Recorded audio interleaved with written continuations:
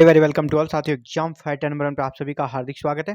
साथियों, assistant professor की permanent vacancy आई है और आप देख पा रहे हैं यहाँ पे आपको मैं पोस्ट दिखाने वाला हूँ किस प्रकार किस सब्जेक्ट में कितनी सीटें हैं। तो यहाँ पे अलग अलग कैटेगरी वाइज सीटें दे रखी है। चलिए स्टार्ट करते हैं। कौन कौन से सब्जेक्ट्स आप देख लें। एंथ्रोपोलॉजी में 18 सीटें हैं, केमिस्ट्री में 12 सीटें हैं। इसके बाद आप देखें कॉमर्स, कॉमर्स में 20 सीट्स है, कॉमर्स में 20 सीट्स हैं। कंप्यूटर साइंस में फिर है, कंप्यूटर साइंस में 28, इकोनॉमिक्स में 20, एजुकेशन में 45, इंग्लिश में 35, ज्योग्राफी में 17, जियोलॉजी में 10, हिंदी में 15, हिस्ट्री में 25 सीट्स है और होम साइंस में भी 25 सीट्स है। इसके बाद 13 में आपका लॉजिक एंड फिलोसफी में 10 सीट्स है। ओडिया में आपका 16 सीट है। फिजिक्स में आपका 12 सीट है। पॉलिटिकल साइंस में 35, साइकोलॉजी में 15, संथाली में 2 सीट्स है, सोशियोलॉजी में 25 और टोटल कितने सीट्स हो गए 385। तो 385 परमानेंट असिस्टेंट प्रोफेसर की रिक्रूटमेंट निकली है। और ये कहाँ से निकली है चलिए बात करते हैं।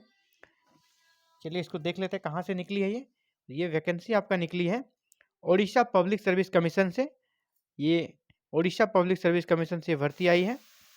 Recruitment to the post of assistant professor stage 1 different disciplines in group A का जॉब माना जाता है असिस्टेंट प्रोफेसर को उड़ीसा में।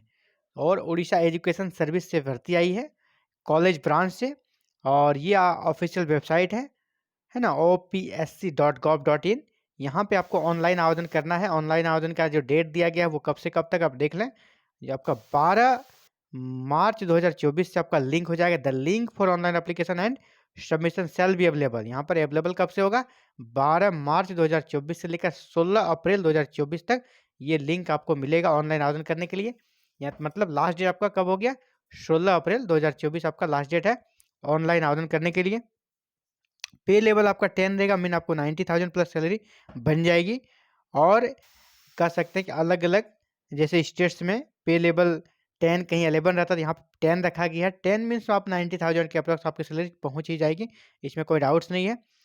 आपका जो एजुकेशनल क्वालिफिकेशन है इसके बारे में देख लेते हैं। एज वगैरह देख लेते हैं। एज देखिए यहाँ पे एज कहा गया है, यहाँ पे जो एज आपका होना चाहिए वो 21 है मिनिमम और मैक्सिमम 45 है। मिनिमम 21, मैक्सिमम 45 है। इसके बाद यहाँ कहा जा रहा है कि रिलैक्सेशन भी मिलेगा एज में। जैसे कि जो SC ST OBC हैं उड़ीसा के हैं उन्हें 5 ईयर का कह सकते हैं रिलैक्सेशन मिल जाएगा एज में। इसके बाद जो दिव्यांगजन है जिनके साथ डिसेबिलिटीज की समस्या है उन्हें 10 ईयर का एज रिलैक्सेशन मिल जाएगा। तो ये मेन पॉइंट्स है। इसके बाद एजुकेशनल क्वालिफिकेशन के बारे में बात करते हैं। आपकी मास्टर्स में 55% मार्क्स होने चाहिए।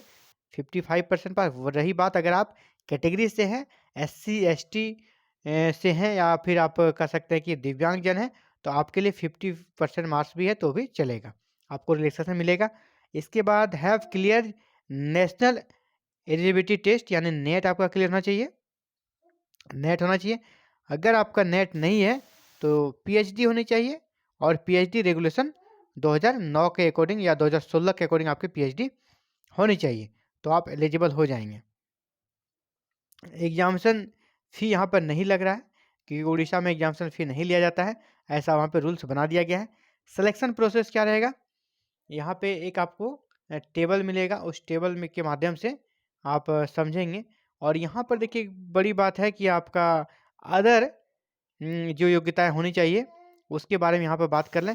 सिटीजन होना चाहिए इंडिया का। लेकिन यहाँ पे दूसरा जो कंडीशन है वो बड़ा ही टफ है कि the candidate must be able to read write and speak in Odia. Odia में आप लिख सकते हैं, बोल सकते हैं, है ना, पढ़ सकते हैं, ये आपकी योग्यता होनी चाहिए। इसके साथ ही कहा अपर प्राइमरी में आपका एक विषय होना चाहिए उड़िया के रूप में, है ना, अपर प्राइमरी के। और it's equivalent with Odia as a subject या एक उड़िया के इक्विवेलेंट जो आपका सब्जेक्ट दिया गया है उड़िया के इक्विवेलेंट आपको कोई सब्जेक्ट अपर प्राइमरी में होना चाहिए। ये दूसरा कंडीशन है, बहुत ही टफ है। इसके चलते अदर स्टेट वाले को बहुत दिक्कत होने वाला है। अगर आप जॉब में तो आपको नो ऑब्जेक्शन सर्टिफिकेट भी सबमिट करना है। इम्पोर्टेंस और भी जो चीज़ें हैं हम लोग यहाँ पे देख लेंगे।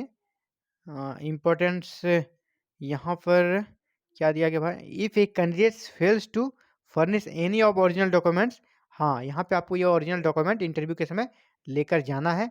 ये सारे डॉक्यूमेंट जो यहाँ पर है इंटरव्यू के समय लेकर जाना है। 1 से लेकर आप देख लें, मैं धीरे धीरे स्क्रॉल कर रहा हूँ, 1 2 3 4 5 6 7 7 नंबर तक है ना, 7 नंबर तक के सभी डॉक्यूमेंट्स आपको लेकर जाना ओरिजिनल में। अगर आप ओरिजिनल लेकर नहीं जाते हैं तो फिर आपका कह सकते हो उम्मीदवारी को रद्द कर दिया जाएगा, है ना, आप डिस्क्वालीफाई कर दिए जाएंगे। इसका ओरिजिनल आपको रखना है और उसमें इंटरव्यू में लेके जाना है। इंटरव्यू में आपको शॉर्ट लिस्टिंग किया जाएगा। शॉर्ट लिस्टिंग का क्या प्रक्रिया है इसके बारे में देख लेते हैं। सामान्यतः जो शॉर्ट लिस्टिंग की प्रक्रिया है वो यूजीसी रेगुलेशन 2018 के अकॉर्डिंग होगा, जहाँ पे जैसे आप पहले ये डेट देख लें, फिर से बता दें, 12 मार्च से 16 अप्रैल के बीच आपका आवेदन करना है। इंपॉर्टेंट डेट्स यहाँ पर दिया था, इसके बारे में डिस्कस हम लोगों ने कर लिया है, पहले भी ऑलरेडी किया है। अब ये देखिए, ये टेबल के अनुसार आपको शॉर्ट लिस्टिंग किया जाएगा ना। यहाँ पे दिया गया है क्राइटेरिया शॉर्ट लिस्टिंग का। तो ग्रेजुएशन में 80% एंड एबव मार्क्स है, आपको 21 पॉइंट्स मिलेंगे।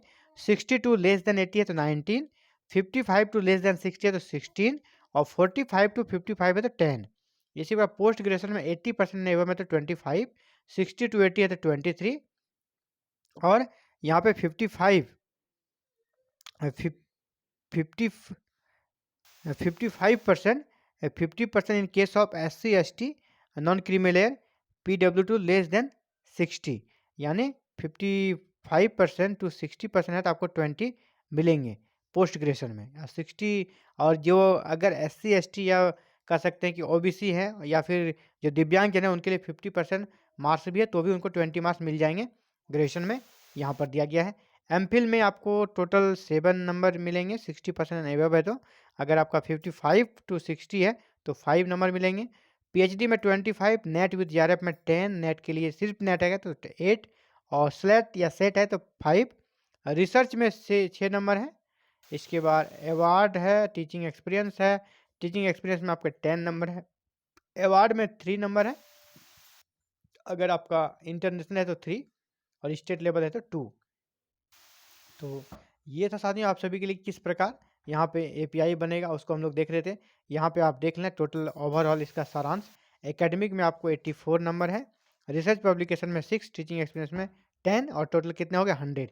यानी इस 100 में आप कितना ज्ञान करते हैं, कितना आपका स्कोर बनता है, इसी के आधार पर आपको शॉर्ट लिस्टिंग किया जाएगा और आपको इंटरव्यू के लिए फिर मेल आएगा, या तो वेबसाइट पर आपका लिस्ट में नाम आएगा, तो फिर आप शॉर्ट लिस्टिंग में नाम आ जाएगा। तो फिर आप सभी डॉक्यूमेंट जो इसका मैंने बताया 1 से लेकर 7 तक ओरिजिनल के साथ अपने पेपर की पर कमांड बनाते हुए उस अपने आप को प्रिपेयर करके इंटरव्यू बोर्ड में जाना है, इंटरव्यू देना है और सिलेक्शन पा लेना है साथियों। तो ये बहुत बड़ी अपॉर्चुनिटी आप सभी के लिए। Thank you very very much for watching this video and connecting exam fighter number. साथियों आप भी चाहते हैं ऑल ओवर इंडिया कहीं से भी भर्ती निकले, इसकी सूचना सबसे पहले आपको मिलता, हमारे साथ जुड़कर इन सभी सूचनाओं का लाभ ले सकते हैं और बिल्कुल फ्री में। आपको करना है बस चैनल को सब्सक्राइब, बेल आइकन को प्रेस और ऑल बटन को क्लिक करना, ताकि आने वाले नेक्स्ट जॉब रिलेटेड नोटिफिकेशन या प्रिपरेशन, जहाँ पे एग्जाम बेस्ड सिलेक्शन होता है असिस्टेंट प्रोफेसर की, उसकी यहाँ पे प्रिपरेशन भी कराई जाती है। इन सभी चीज़ों के लिए आप हमारे साथ जुड़े रहे, हमारे साथ जुड़कर आपको इन सभी सुविधाओं का लाभ भी मिलेगा और प्रिपरेशन भी आप कर पाएंगे। इसके लिए बस चैनल को सब्सक्राइब कर लेना है, बेल आइकन को प्रेस करके ऑल बटन को क्लिक करना है। साथियों जाते जाते बात कर लेते हैं रिलीवेंट या अलाइड सब्जेक्ट किसके लिए क्या क्या है, तो आप देख लें इसे एक बार। एंथ्रोपोलॉजी का यहाँ पे दिया गया है, ये सारे अलाइड सब्जेक्ट, यानी आपका एंथ्रोपोलॉजी डायरेक्ट नहीं है तो इन सब में से आपका अगर कोई भी है तो आप आवेदन कर सकते हैं। इसी पर केमिस्ट्री वाले, इन सब में किसी में भी तो आप केमिस्ट्री वाले आवेदन दे सकते हैं। इसी प्रकार अलग अलग यहाँ पर अलाइड सब्जेक्ट आपका दिया गया है साथियों।